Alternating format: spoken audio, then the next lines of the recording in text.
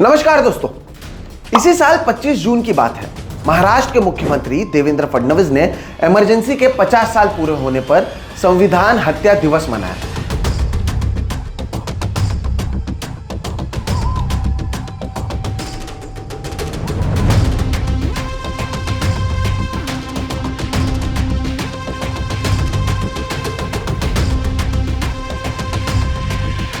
और बताया कि कैसे इंदिरा गांधी के नेतृत्व में संविधान के साथ खिलवाड़ किया जा रहा था, लोगों को बोलने से रोका जा रहा था, लोगों को जेल भेजा जा रहा था।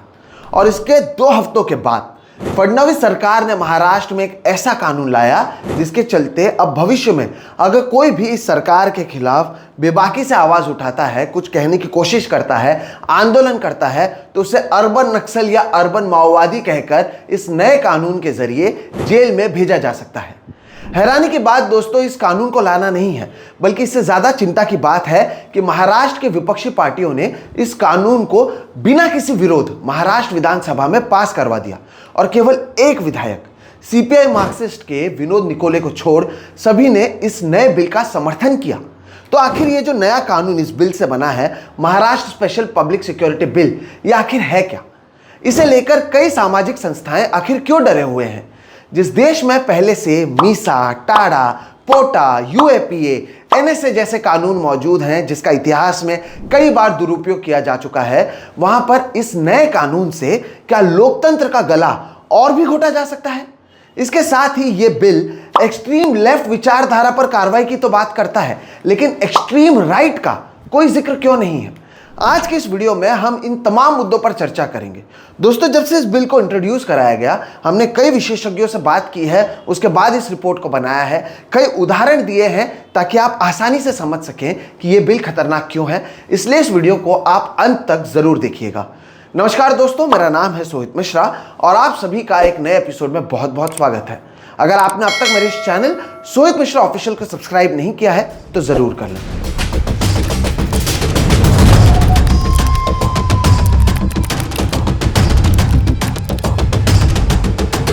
दोस्तों, 1975 में इंदिरा गांधी की ओर से लगाए गए इमरजेंसी का कार्यकाल और महाराष्ट्र की मौजूदा सरकार के कार्यकाल में अगर कोई अंतर है तो वो केवल एक है।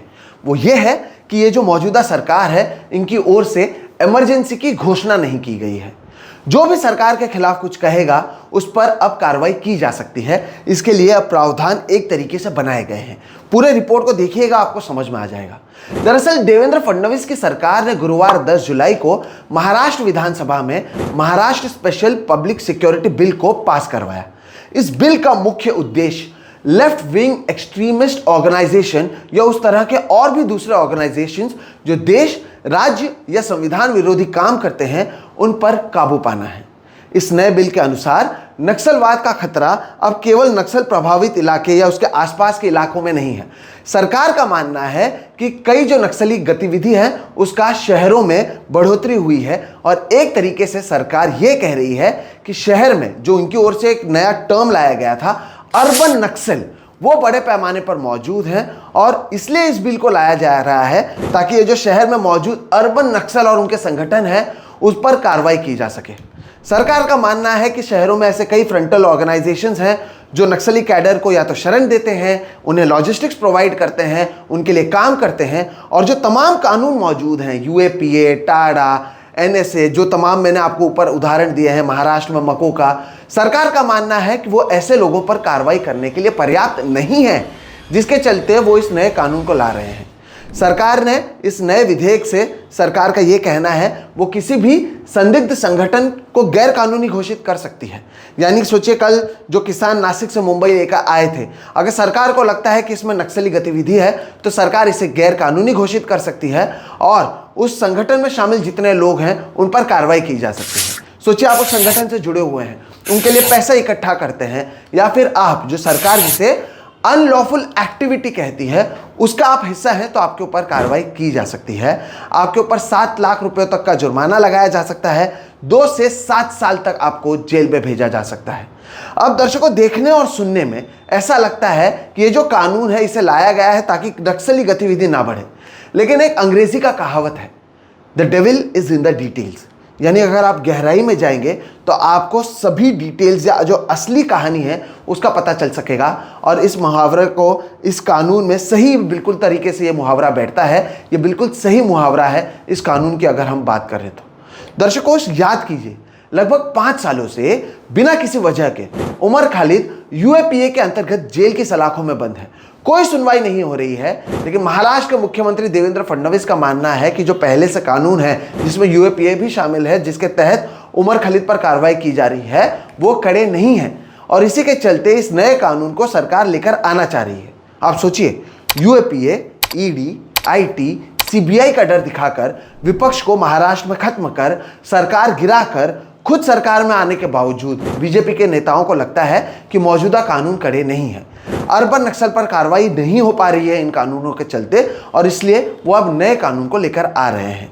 दोस्तों, इस पूरे मुद्दे पर द इंडियन एक्सप्रेस में एक वकील हैं रोहन भट्ट। उन्होंने लिखा है कि इस नए कानून से सरकार को किसी भी शख्स या संगठन जो उसके खिलाफ आवाज उठाते हैं उसे खत्म करने की एक तरीके से ताकत मिल जाती है। इसके साथ ही दर्शकों, ये जो पूरा कानून है ये महत्वपूर्ण है, सुनिए। इसके साथ ही ये जो पूरा कानून है इसमें अनलॉफुल एक्टिविटी, जिसका मतलब होता है गैर कानूनी गतिविधि, वो आखिर क्या है इसका कोई सही डेफिनेशन नहीं दिया गया है। और इस कानून के चलते किसी भी संगठन या शख्स को अनलॉफुल एक्टिविटी करने के कारण देकर उसे गिरफ्तार किया जा सकता है। यानी सोचिए, जैसे कि मैंने उदाहरण दिया, नासिक से मुंबई लोग आ रहे हैं, किसान आ रहे हैं अपने मांगों को लेकर, उसे सरकार क्या अनलॉफुल एक्टिविटी कहकर गिरफ्तार कर सकती है? दोस्तों, आगे ये आर्टिकल में जो वकील हैं वो लिखते हैं कि अगर इस कानून को आज़ादी से पहले लागू किया गया होता तो महात्मा गांधी को नमक सत्याग्रह करने के लिए गिरफ्तार किया जा सकता था, बाबा साहेब अंबेडकर को मनुस्मृति जलाने के लिए गिरफ्तार किया जा सकता था, और तो और स्वदेशी आंदोलन में भाग लेने वाले किसी भी स्वतंत्रता सेनानी को गिरफ्तार किया जा सकता था इस कानून के जरिए। आप समझ रहे हैं मैं क्या कहना चाहता हूं? आप आंदोलन करें या आपकी मंशा सरकार के विरोध में बात करने की चाहे सही क्यों ना हो, आप पर सरकार अनलॉफुल एक्टिविटी करने के नाम पर कार्रवाई कर सकती है। हमने अतीत में देखा है कि कैसे कृषि कानून का विरोध करने वाले किसानों को ये सरकार और बीजेपी के नेता खलिस्तानी बता चुके हैं। भीमा कोरेगांव मामले में कई लोगों को अर्बन नक्सल कहकर देवेंद्र फडणवीस ने ही जेल में डाला था। फादर स्टैन स्वामी की तो जेल में मौत भी हो गई। 5 साल बाद भी कुछ साबित नहीं हो पाया है अब तक, और कई सामाजिक कार्यकर्ताओं को भीमा कोरेगांव मामले में बेल देते समय अदालत ने भी ट्रायल में जानबूझकर की गई देरी की बात कही है। ऐसे में दोस्तों, इस नए कानून को लाने का अर्थ एक ही है और वो साफ है, या तो चुप रहो नहीं तो जेल जाने की तैयारी रखो। दरअसल एकनाथ शिंदे की पिछली सरकार ने जुलाई 2024 में इस बिल को पहली बार लाया था, लेकिन उस समय इस बिल को पास नहीं किया जा सका। 2024 में नवंबर में जब देवेंद्र फडणवीस की सरकार बनी, उसके बाद दिसंबर में देवेंद्र फडणवीस ने इस बिल को दोबारा से इंट्रोड्यूस किया और इस बिल को ज्वाइंट सिलेक्शन कमेटी के पास भेज दिया गया। 25 लोगों की इस कमेटी ने जो शामिल थे लोग, उसमें सत्ता पक्ष के साथ ही विरोधी पक्ष के भी नेता शामिल थे। ये उम्मीद उस समय जताई जा रही थी दोस्तों कि जो विपक्ष के नेता हैं वो इस बिल के खतरे को समझेंगे और डिसेंट नोट देंगे, लेकिन ऐसा कुछ हुआ नहीं। और केवल सीपीआई मार्क्सिस्ट के विनोद निकोले ने इस बिल का विरोध किया, बाकी सभी ने कम से कम विधानसभा में इस बिल का समर्थन किया। हालांकि जब इस बिल को विधान परिषद में पेश किया गया तब विपक्षी पार्टियों ने जरूर इस बिल का विरोध किया। अब दोस्तों, इसमें सबसे बड़ा सवाल यही है कि इस बिल का कहीं दुरुपयोग तो सरकार नहीं करेगी क्या? कल जब किसान एक बार फिर से सोचिए नासिक या कहीं और से मुंबई पैदल आएंगे अपनी मांगों को लेकर, उसे सरकार नक्सली तो नहीं कह देगी? क्या भीमा कोरेगांव की तरह ही दूसरे जगहों पर अपने मुद्दों को उठाने वाले लोग और कार्यकर्ताओं को नक्सली बोलकर जेल में तो नहीं रखेगी? आप याद रखिए, the process is the punishment. यानी यह हो सकता है कि भविष्य में आपको पहले गिरफ्तार किया गया, आपको नक्सली कहा जाए, आपको जेल में रखा जाए और भविष्य में आप बेगुनाह साबित होकर बाहर आए, लेकिन इसके चलते, इस बिल के चलते आपको कई हफ्तों, कई महीनों या हो सकता है उमर खालिद की तरह कई सालों तक जेल के सलाखों के पीछे ये सरकार रख दे। संजय राउत, अनिल देशमुख, मनीष सिसोदिया जैसे तमाम लोगों को सरकार ने अलग अलग उन पर आरोप लगाए, उन्हें जेल में डाला। साबित तो कुछ हो नहीं पाया, लेकिन सरकार ने कम से कम कई महीनों तक इन लोगों को चुप तो करा दिया था ना। इस बिल को लेकर यही बात संजय राउत भी कह रहे हैं। वो इसे जन सुरक्षा कानून नहीं, बीजेपी रक्षा कानून कह रहे हैं। सुनिए संजय राउत क्या कहते हैं। जन सुरक्षा जो कानून बन रहा है उसको हम कहते हैं भाजपा सुरक्षा कायदा। भारतीय जनता पार्टी को जिनसे डर लगता है कोई एनजीओ है, कोई सामाजिक संस्था है, कोई पॉलिटिकल संस्था है, या जंगल में काम करने वाले लोग हैं, हाँ, आदिवासी क्षेत्र में काम करने वाले जो संस्थाएं हैं, उनसे बीजेपी को हमेशा डर लगता है। आदिवासी हो या जंगल में रहने वाले जो लोग हैं, वो हमेशा अपने अधिकार के लिए लड़ते हैं। अब झारखंड में, छत्तीसगढ़ में क्या हो गया आपको पता है? अडानी को जंगल ही भेज दिया और वहां के लोग संघर्ष कर रहे हैं। आरे में क्या हो रहा है? हजारों झाड़ को तोड़ दिया, वहां के लोग विरोध कर रहे हैं। ऐसे लोगों को दबाने के लिए, कुचलने के लिए कानून बनाया है। ये कोई अच्छे मकसद से कानून नहीं बना है। एक जमाने में यहाँ मिसा कानून होता था, मिसा टाड़ा, बस नाम बदलकर ये कानून लाया है। सरकार को लगता है कि ये हमारे खिलाफ है, हम उसको अंदर कर देंगे। ये उनका इरादा है। हमारे खिलाफ मत बोलो, हमारे खिलाफ मत लिखो, सरकार के खिलाफ सड़क पर मत आइए। अगर आएंगे तो आपको बिना चौकसी आपको जेल में डाल दिया जाएगा, आपको बेल भी नहीं मिलेगा। एक बहुत ही निर्घृण अमानुष कानून महाराष्ट्र में लाया है, जहां से डॉक्टर बाबा साहेब अम्बेडकर, संविधान निर्माता, महाराष्ट्र से आते हैं। हाँ, फुले अम्बेडकर का नाम हम लेते हैं, छत्रपति शिवाजी महाराज का नाम लेते हैं। उसी महाराष्ट्र में एक इस प्रकार का घटिया कानून फडणवीस सरकार बनाकर हमारे ऊपर थोप रही है। दोस्तों, अब तक जो मैंने बातें कही उससे आप ये तो समझ गए होंगे कि इस बिल से सबसे बड़ा डर यही है कि इस बिल का दुरुपयोग किया जाना। जैसे अतीत में आरे के जंगलों को बचाने के लिए लोग एक साथ आए थे, इस कानून के जरिए भविष्य में ऐसा हो सकता है कि सरकार कहे कि ये जो एक्टिविस्ट साथ में आ रहे हैं, ये एक संगठन का हिस्सा है, ये अनलॉफुल एक्टिविटी कर रहे हैं, और इस सरकार आंदोलन में शामिल सभी लोगों को नक्सली कह सकती है, उन पर कार्रवाई कर सकती है। कल मान लीजिए, चलिए अदानी के धारावी रीडेवलपमेंट के मुद्दे को लेकर वहां के स्थानीय लोग विरोध करने लग जाए, बड़े पैमाने पर भीड़ वहां पर मौजूद हो, सरकार के फैसलों का वहां पर विरोध होता है, तो क्या ये अनलॉफुल एक्टिविटी के दायरे में आता है या नहीं? क्योंकि सरकार ने तो कानून के तहत जो रीडेवलपमेंट का प्रोजेक्ट है वो अदानी को दे दिया है, लेकिन लोग वहां पर विरोध कर रहे हैं, तो ये अनलॉफुल एक्टिविटी है या नहीं है, ये कैसे साबित होगा? जैसे कि मैंने कहा, कोई सही डेफिनेशन मौजूद नहीं है जिसके चलते इस कानून का किसी भी तरह से इस्तेमाल किया जा सकता है। तमाम सवाल लगातार उठ रहे हैं, आगे भी उठाए जाएंगे, और सवाल उठने के बाद देवेंद्र फडणवीस अब कहने लगे हैं कि इस नए कानून का गलत उपयोग नहीं किया जा सकता। लेकिन दोस्तों, ये वही देवेंद्र फडणवीस और उनके बीजेपी के नेता हैं जो भ्रष्टाचार के मुद्दे पर अजित पवार से लेकर अशोक चौहान, छगन भुजबल को जेल में भेजना चाहते थे, लेकिन अब इन्हीं के साथ वो सत्ता में है। ऐसे में क्या वाकई देवेंद्र फडणवीस को आप फेस वैल्यू पर लेंगे? इन्होंने तो चक्की पीसिंग अजित पवार चक्की पीसिंग वाली बात कही थी, क्या उन्हें आप फेस वैल्यू पर ले सकते हैं? ऐसे में क्या वाकई इस कानून का डर दिखाकर भविष्य में आंदोलन को नहीं रोका जाएगा? सोचिए आप, बीजेपी के नेता तो अभी से ही उनके विरोध में आवाज उठाने वालों को नक्सली कहने लग चुके हैं। आपको याद है, देवेंद्र फडणवीस ने राहुल गांधी के भारत जोड़ो यात्रा में नक्सली लोगों के शामिल होने की बात कही थी। आषाढ़ी वारी में जब लोग संविधान की बात करने लगे, तो इस वारी में अर्बन नक्सली लोगों के घुसने की बात शिवसेना के विधायक मनीषा कायंदे कहती हैं। ऐसे में क्या वाकई विपक्ष की आवाज उठाने वालों को या संविधान की बात करने वालों को अब अर्बन नक्सली नहीं कहा जाएगा? विपक्ष ने इस बिल से अर्बन नक्सल शब्द हटाने की बात कही तो देवेंद्र फडणवीस ने इसे तुरंत मान लिया। उन्होंने कहा, मैं नक्सल, अर्बन नक्सल शब्द नहीं कहूंगा, और अब देवेंद्र फडणवीस अर्बन माओवाद कहने लगे, और शहरों में बड़े पैमाने पर अर्बन माओवाद लोगों के होने की बात उन्होंने कही है। सुनिए, अब भी वो अर्बन माओवाद कहते हैं, और विपक्ष इसी में खुश है कि हमने अर्बन नक्सल शब्द को इस बिल से हटा दिया।